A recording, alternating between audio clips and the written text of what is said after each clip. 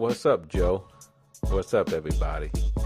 Today on Sports360, I'll be talking to baseball agent Tom O'Connell. Tom is a solo agent in a world populated by increasingly larger agencies. Tom is more than holding his own, though, and he joins us to share some of the keys to his success. He will also share his views on a variety of current topics, including the relationship between Major League Baseball and the Players Union, Commissioner Rob Manfred's recent criticism of two-time MVP Mike Trout, and the Dodgers' acquisition of perennial all-star Manny Machado, and what that means for the hunt for October.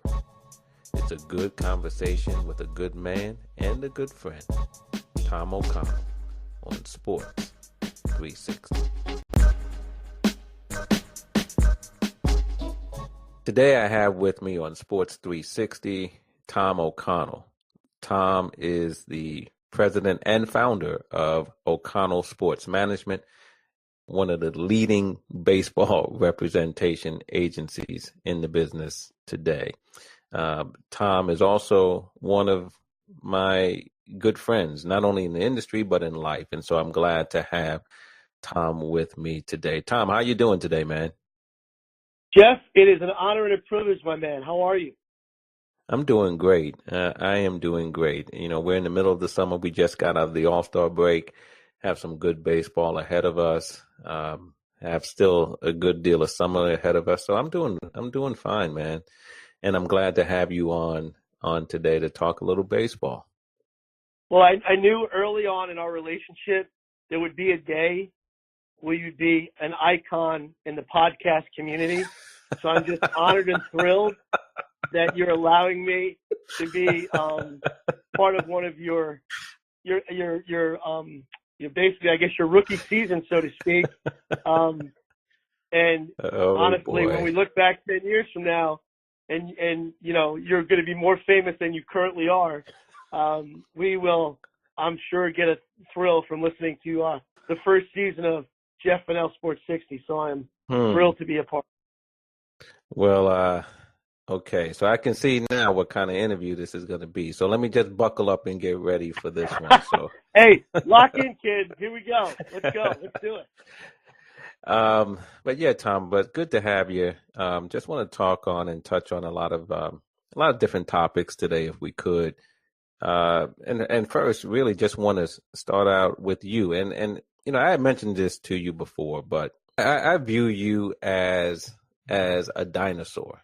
And what I mean by that is, in an agent world that has evolved, and now we see, you know, a number of corporations and mergers and different agencies coming together in various combinations and so forth.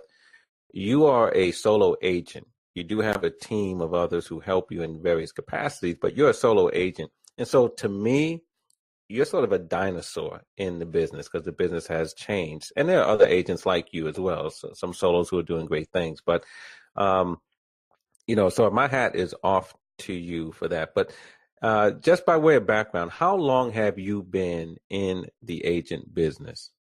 So I started as a player representative in 1997. There was a football agency based in Orlando, Florida, run by Nick Bonacani Jr. and a lawyer named John Morgan. John is an icon in the personal injury world, and Nick worked for John, and they decided to start a football agency. And I had a relationship with both guys, and they said, hey, look, we know you're a former player, and we're starting this agency. We'd like to have a baseball piece, and we'd love for you to be involved. So I literally started in 97 recruiting minor league baseball players for Bonacani and Morgan Sports. So 21 years as an agent. And what about baseball? Did you get into baseball at that time too, or is that something that later on? No, so yeah, I mean that was my role. My role was to. Oh, okay. Then I missed that. Okay, I got you. Okay, so for 21 years, then been a baseball agent. And so, you know, so right now, Tom, as we sit here today, we're in the middle of July 2018. How many baseball player clients do you have, both major and minor league? So I have about 30 clients. I have 15 on the 40-man roster, and probably at any given time this year, I've had upwards of 8 to 10 players at the major league level. I've got 4 veteran players and probably about 7 to 10, 0 to 2 guys, which that's guys with less than 3 years of service who have been going up and down periodically throughout the year so far. And so, as a solo agent, when you consider the numbers of clients that you have to service, you have to visit, you go to their games, have dinner, lunch, those types of things. How are you able to do that from a time management perspective? I would imagine that there's some challenges built in with that just based on the numbers. You're one guy, but you have multiple clients that you have to service. So how are you able to successfully navigate that? Time management, Jeff, honestly. I mean, just, I've been doing this for so long that I've got a pretty good system as far as how I approach, each month of the year. I mean, clearly, from, middle of February to the end of October, those are my busiest months as far as, client maintenance, going to see players, recruiting, both minor league, major league, and amateur draft players. That's kind of it. Goes from usually the beginning of spring training, which is when players report in February, right up until probably the middle of November, honestly, because of the Arizona Fall League. You're really out there seeing players and traveling, client dinners, major league debuts, minor league debuts, amateur draft, evaluating, and all those things factor in during the year. And then once we kind of get into November, that's when it's general manager meetings, the winter meetings, salary arbitration, major league free agency, minor league free agency. So you're not on the road as much from November to February, but during the season you're on the road quite a bit. So you just have to really manage your time and make sure that you have a good game plan, and where you're kind of seeing all your guys and making sure that they feel that they're a priority throughout the course of the season. And of course, you've gotten better at that as you've gone along. And what about just the competitive nature of the business, Tom? The agent business and the sports business generally, very, very competitive, but the agent world, very competitive, very cutthroat, some would say. How are you able, in your opinion, to compete with, other agencies that are bigger, that have more resources and so on? How are you able to successfully compete against them? Well, I think I've built a pretty powerful brand. I have a tremendous network inside the baseball community, which has been, built through the course of, 21 years. I mean, I realized early on that you really had to have a powerful network of people that you could rely on, and that you could, your clients would benefit from, whether it be the equipment companies, the trading card companies, and then, on the baseball side, the general managers, the minor league coordinators, the scouting directors. You just really have to have a powerful network, in which I feel I've done a good job of that. Feel like I've kind of, I'm out there all the time. I try to outwork my competition. And then I've just tried to continue to evolve and grow as an agent. I mean, I think every year, you learn new things, and you always have to be open to new ideas. And I think I've done a good job of doing that, of constantly evolving, constantly trying to grow, learn new things, and never be closed-minded to any aspect of what we do for a living. And on that point, Tom, I've known you for nearly 20 years. And, I've seen the evolution. I've seen, some of the things that you've been able to do over the years, and you pretty much have touched every aspect of this business, right? The draft, salary arbitration, free agency, multi-year contracts. You've been a part of the grievance process in various respects. You've also spent some time on the union's agent advisory committee and have dealt with different issues there. So you've been able to touch a lot of aspects of this industry. Having done that, what kind of confidence does that give you as an agent as you go about your business? Well, you have a lot of confidence. I mean, you learn from every negotiation. Clearly, you and I have done, numerous negotiations. You've been an integral part and the key part of my team over the years. And I think that, you always have to grow as a negotiator. Every negotiation that you're involved in will make you better for the next negotiation. And I think that, as you do it, tenure is a big part of this job. And it's just like as a player, you're never as good. You're much better your fourth and fifth season in the big leagues than you were your rookie season because you've learned the league, you've learned the pitchers, you've learned the hitters. You now feel that level of confidence.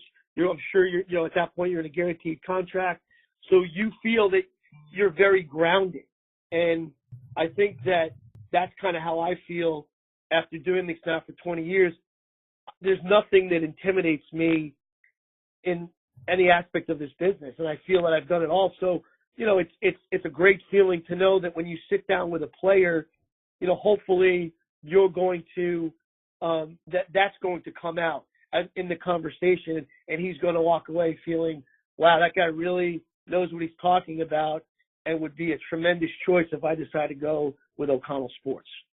And following up on that, Tom, if you could identify what is the most important aspect of sort of gaining that kind of trust from your player, is it simply showing up? Because you talked about, having to travel and be around and for, first games and all that type of thing. But is it that, or what's the most important aspect, in your opinion, of servicing your clients, garnering that confidence in you and so on?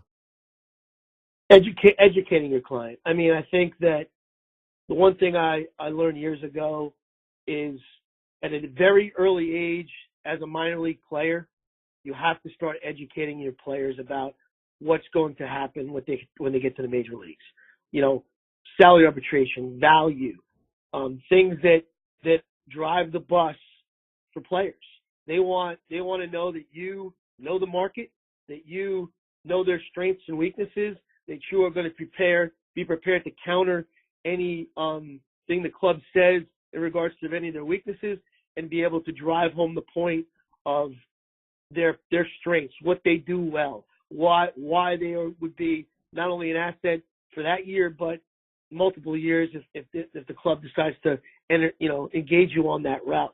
That's kind of what you have to do, and your player needs to feel that you're a killer, a bulldog, great in the room where that the player's going to be well represented, and he knows that. And that's what I have to make sure that they feel, that comfort level, knowing that Tom is the right guy for that job.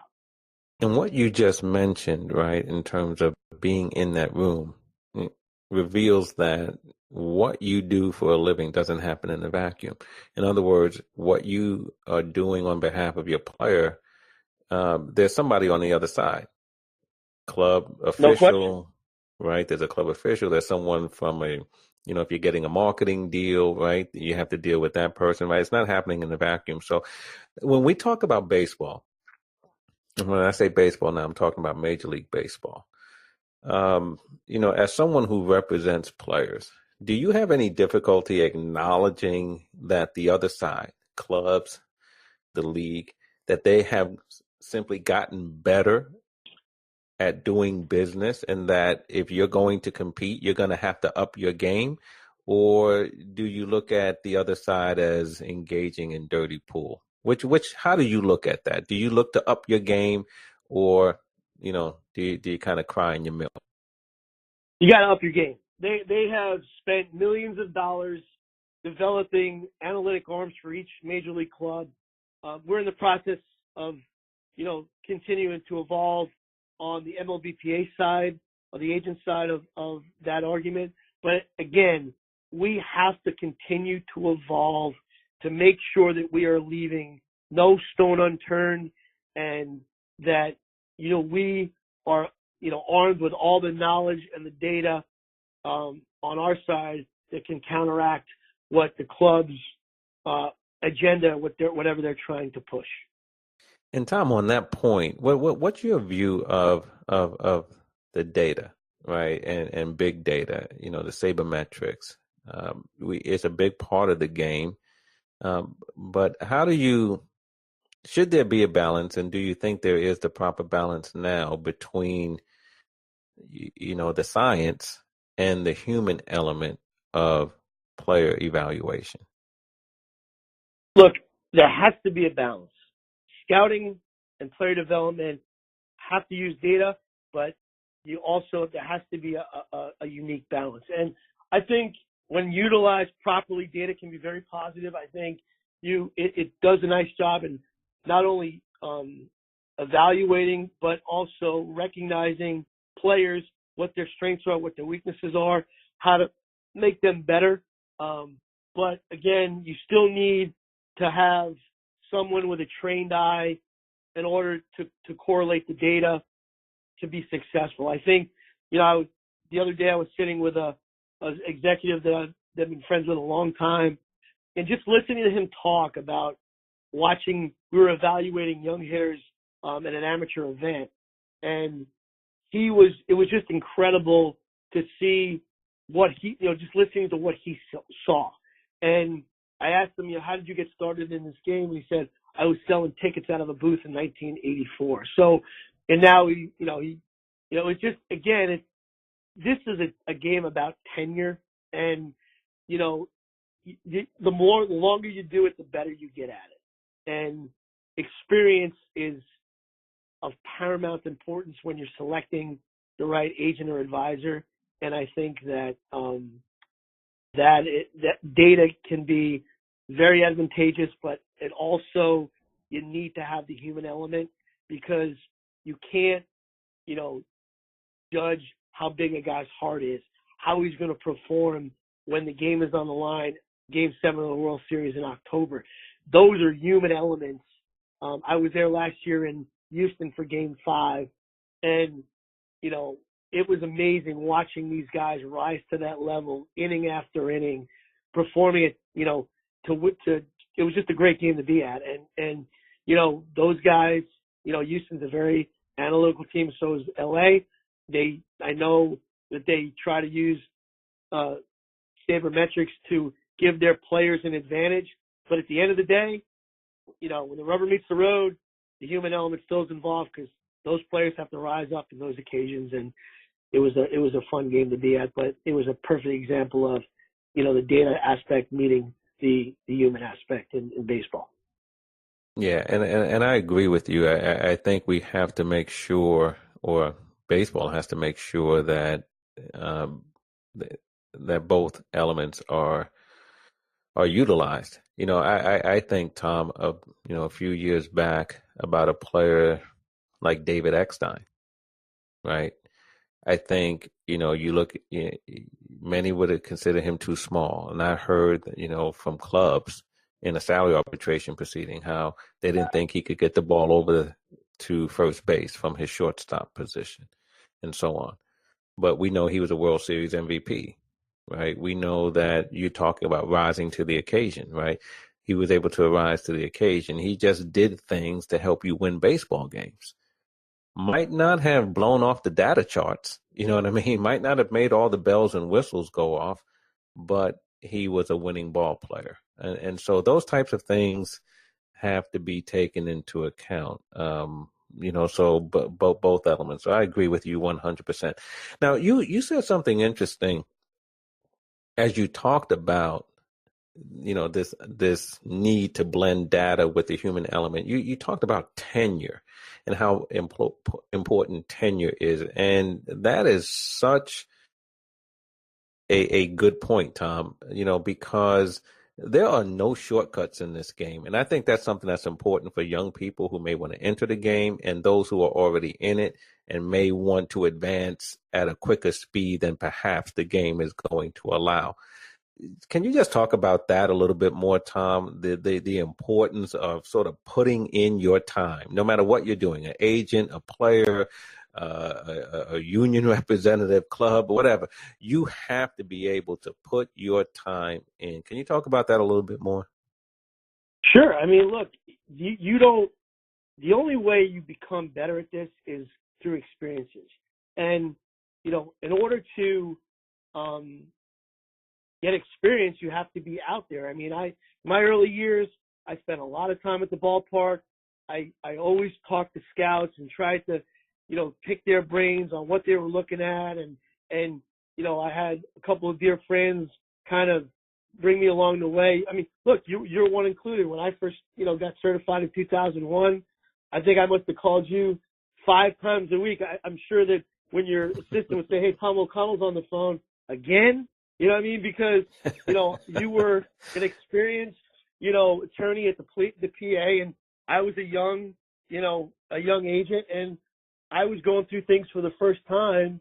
And, the one thing that I'm very proud of is that, I had to learn a lot of this stuff on my own. They kind of dropped me in the deep end of the pool, back in 98, 99 and said, "Hey, learn how to swim." And, I knew right then and there that I had to, really align myself with people that could help me develop and grow.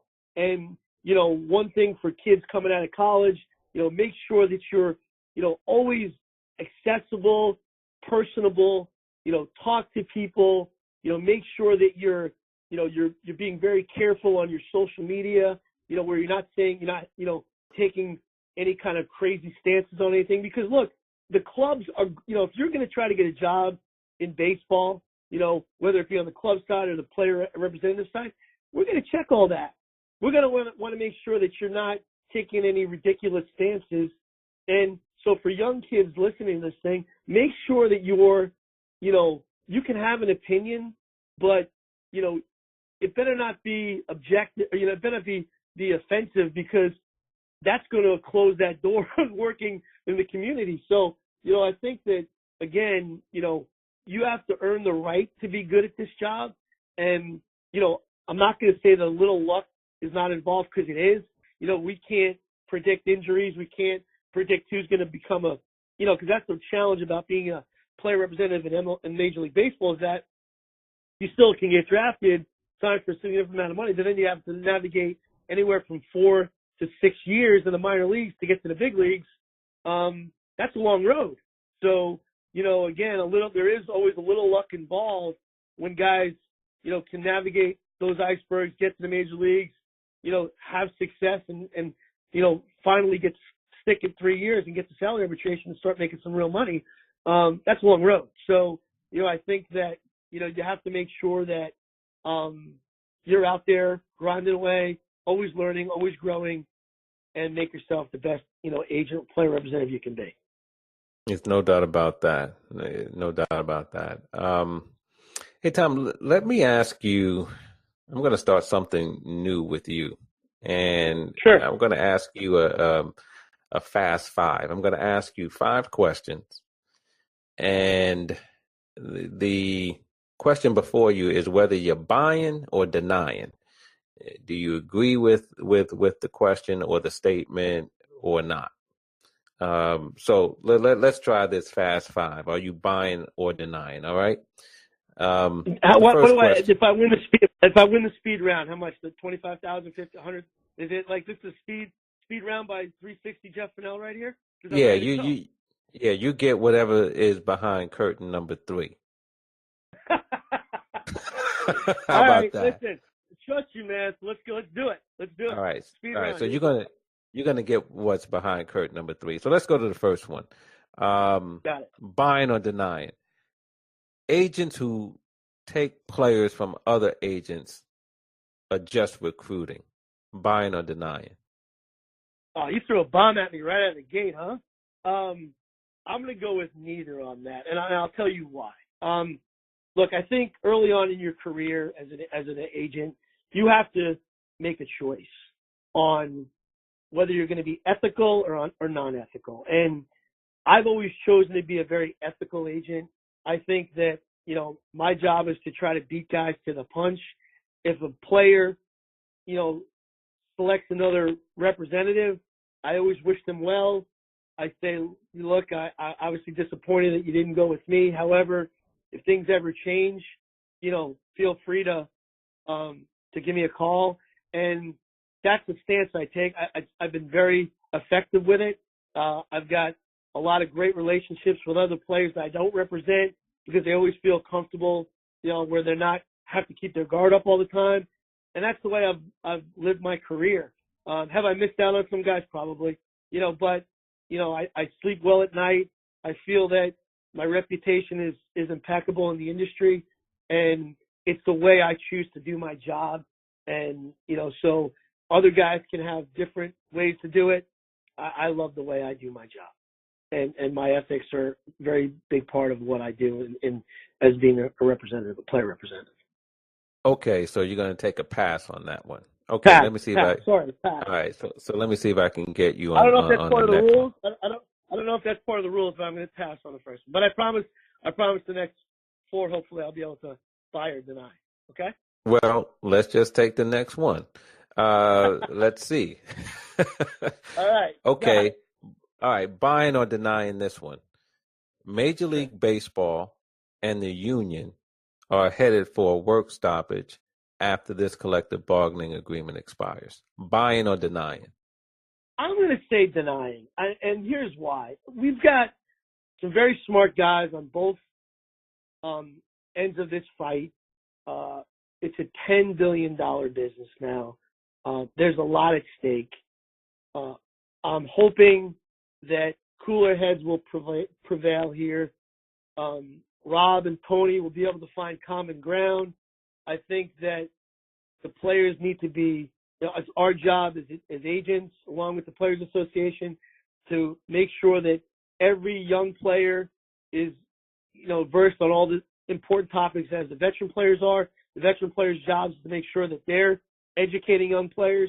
But then, look, if one side's being unreasonable, I think that it's very important for us to make sure that the commissioner's office is aware that we will dig in and fight for every yard. And that's going to be our job as a group to really dig in and make sure that we are truly prepared for that fight. And look, no really significant negotiation is ever going to be easy, right, Jeff? I mean, we've been in a bunch of them ourselves with players, and as far as players versus their club, especially at the arbitration table. So I think again, that everybody, I think, in a negotiation has to feel like they've given up something a little bit, and we have to make sure that we're getting the right things, and that the both sides feel like, yeah, we may have given a little here, but we've got some things that we feel good about, and our job is to make sure we prioritize the right things to be feel good about. Okay, so that one you denied it with a caveat. Okay. Yeah. Okay. Yeah, I mean, I think that's the only way you can really truly answer that question, because again, I hope not.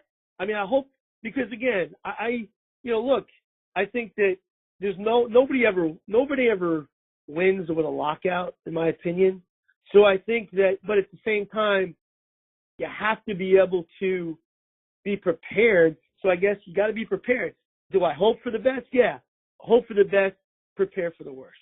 I think that's the strategy we have to have moving forward on this deal. So. Okay.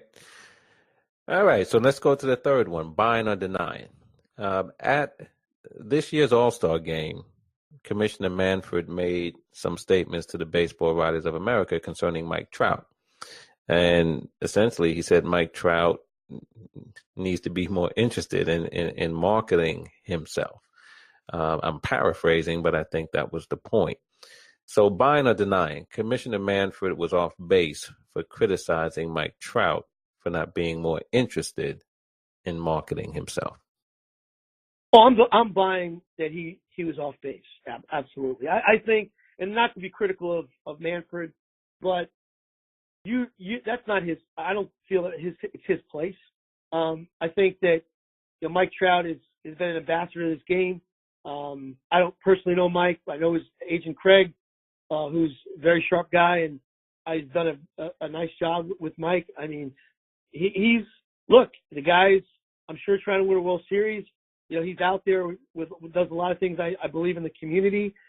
So I really feel that, it's Mike has earned the right to do whatever he wants to do. And for anybody to be critical of that is stay in your lane. I think that Mike and his team, have a plan, and I'm sure it's very well thought out, and they're executing it. And look, this is a hard game. You pay 162 games a year. Players' time is tremendously valuable.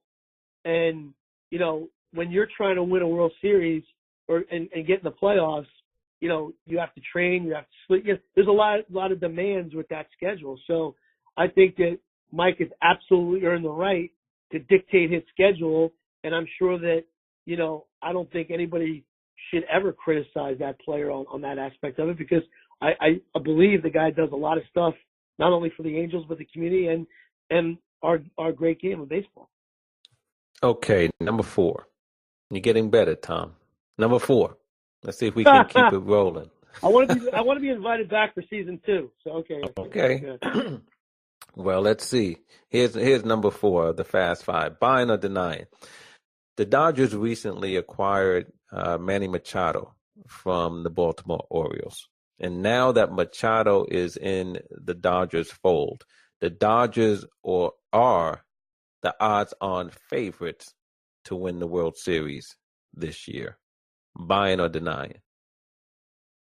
Okay, I'm going to deny with an asterisk, because I don't want to say the Dodgers can't win the World Series, but as an agent who represents several players in contention with the Dodgers, I think it's going to be a great October. I think there's a lot of very exciting young teams: Atlanta, Philadelphia. Obviously the monsters with the Boston Red Sox, the New York Yankees, the Houston Astros. Can never rule out the Indians. There's a lot of really, really good teams involved in this pennant race. I think baseball has done a great job with the wild card to allow there's a lot of competition now. So while I feel that was a great upgrade for the Dodgers, and probably, they feel really good about their situation, I think that, there's a lot of really good teams that are going to give them a run for their money. So I think just buckle up, strap in, and October is going to be another special October in 2018. Fair enough. Okay, so number 5, buying or denying. Baseball needs to find a way to make the game both faster and cooler to appeal to kids and millennials. Oh, I'm buying that 100%. Look, they need to continue to evolve with these programs that they're doing in the communities. The only way we're going to grow our game is to make sure that we're involving young children.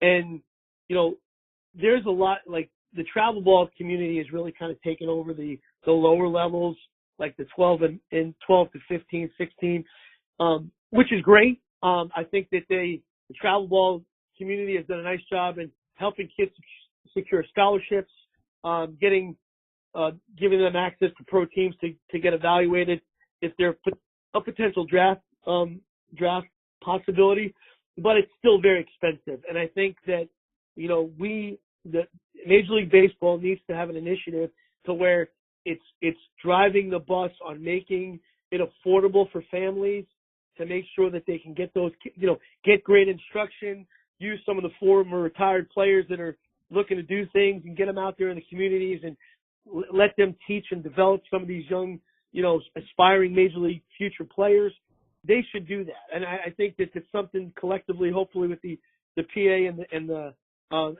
commissioner's office, they can have those type of initiatives. As far as speeding up the game, look, again, I'm a baseball guy. I can easily watch a 3-hour game, sometimes even two, 3 games in a day if I'm evaluating amateur players. But I understand that the average fan probably wants it to be a little quicker. Most other games are faster, like, football, obviously, hockey, basketball. So I think that, the way to maybe capture the young audience is make it more a little bit, make it interactive with kids, figure out a way to maybe have some types of programs where they can, do things during the game, whether it be statistics, trivia, whatever the case may be. But I think that if we can do that, kids will be involved because, your kids are on their phones, their tablets. They're always on their devices. So let's try to figure out a way. We did a great job with the streaming part of it because I know now everybody can watch games on their phones. Let's take it to another level. Let's try to, integrate some other aspects that can entertain, the average fan, especially the average young fan as the game's evolving so they feel that they're not going to lose their attention. All right. So, Tom, you did pretty well there, man. With the first installment of Buying or Denying. So you did pretty well there. Well, they have those reunion shows. So I want to make sure that I've qualified for, again, you got a lot more interviews I'm sure to go this year, but maybe I'll get invited back for the reunion show. Man, you're so far down the road. I mean, reunion show. The reunion show. I want to be invited for the Fast Five reunion show. Maybe you'll do that during the World Series. I don't know. Okay. All right. We'll see about that. Now, Tom, here's the deal, right? Now, I've known you for a long time and I've learned some things about you along the way. And one of the things I know is that in college, you were a radio and television man, and I think that was your area of study. So, wow. Yeah. So I know you have one of those radio voices. So why don't you give us a little taste of the Tom O'Connell radio call as you used to do it back in the day? Good afternoon, everybody. This is Sports360 with Jeff Fannell. Today, our special guest will be Tom O'Connell, MLB agent. He's going to talk about what it's like to be an agent, the experiences. His hour is going to be brought to you by Miller Lite. Great taste, never fills you up, never lets you down, making a Miller Lite. And by Michelin, so much is riding on your tires. We'll be back in a moment with our host, Jeff Fannell. Man, that's pretty good. And what's really good about it? What, you could just roll out of bed and do that? I mean, buddy. Good afternoon. Welcome to Yankee Stadium. This is Tom O'Connell along with Jeff Fannell. I can do it, buddy. Like I said, if this thing doesn't work out, I have to have something to do when I'm in my 60s, right? So, I mean, again, if I decide to do this in my 60s, maybe, who knows? I mean, Kevin Millar has his own show on Intentional Talk, so you never know. I could, maybe somebody listens to the podcast and wants to bring me into that arena. I'll be all in on that. I'm gonna mix up sports here. We're gonna take a 20-second timeout. but that no one does that on radio or television anymore, right? No one does that. I mean, that was back in the day. You can't do that today. You know that, right? Well, I mean, obviously, I'm sure that's the way it is, but you know what? Let me get my shot. Who knows? Maybe I can bring it back. I mean, you never know. So if Sports 360 launches my second career, then I will be more indebted than I already am to you. So, which I'm sure you're one of my dearest friends, so I have no problem owing you more than I already owe you now. So I like that. Well, we'll see. We'll talk about that one. But hopefully, look, you'll continue to have the success that you have had so far in the agent business, and even greater success, so that you won't even have to consider getting back into radio and television broadcasting. Truly, I'm truly excited, obviously, about where we are, and I've got some really good veteran players, some really exciting young players. they're really, it's a fun time to be in this industry. It's a very lucrative industry if you can, John Morgan used to tell me, like, these are the toughest businesses to get into, but once you get over the backside of the mountain, the ride down is really terrific.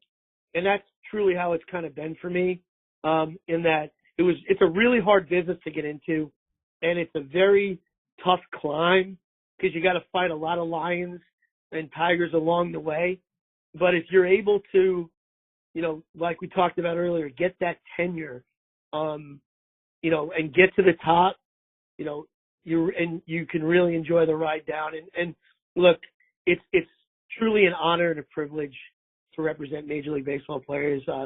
I've been blessed to be able to do it for 21 years, and I hope to do it for a lot longer.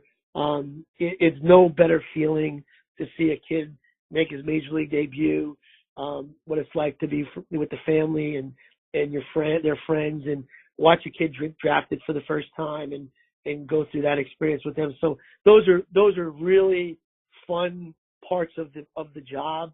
And then it's the other side of the job is, when a player gets released and he's done, and now he's looking to find that next chapter in his life, you to be there to help him with that. And, I'm truly blessed to have some great relationships with guys that I represented years ago and still stay in touch with. And that's part of kind of the culture that I've tried to create in my firm, to really, not only help these guys during their playing career, but truly be in their lives when they're either getting into coaching or scouting or, business development. I mean, I think that's, the best part of what we do for a living, and these relationships are, fragile and important, and you always want to make sure that you're doing everything you possibly can to stay involved and stay in touch, pre and post career with your clients. And I think that's the best part of this job. Well, Tom, continue doing what you're doing. Like I said, I've known you for a while. I've seen the success and, continued success to you. But listen, man, I appreciate you taking some time to come on Sports 360 and have a little fun and also talk about some important things. So I appreciate that. And who knows, maybe we will have you back the next time, and maybe we'll give you a terrific 10 instead of a fast 5 the next time. But Tom, thanks again, man. Thanks again for stopping by today. Well, Jeff, thanks for having me on Sports 360, buddy. I wish you nothing but continued success, and I will see you soon. Take care, buddy. Okay, Tom O'Connell, everybody. That's the sound of Tom O'Connell, a dinosaur on the present sports agent landscape. Tom is among a select group of solo agents in baseball that continues to dwindle in number. That's what makes his perspective so appealing. If you enjoyed what you heard, leave us a comment or one of those nice emojis. We'll get the point. Speaking of getting, I'm about to get on up out of here. Scully just pulled up in one of those Jurassic Park Jeep joints. I better hop in. Brothers and dinosaurs sometimes just don't get along. Don't believe me? Just ask Samuel L. Jackson.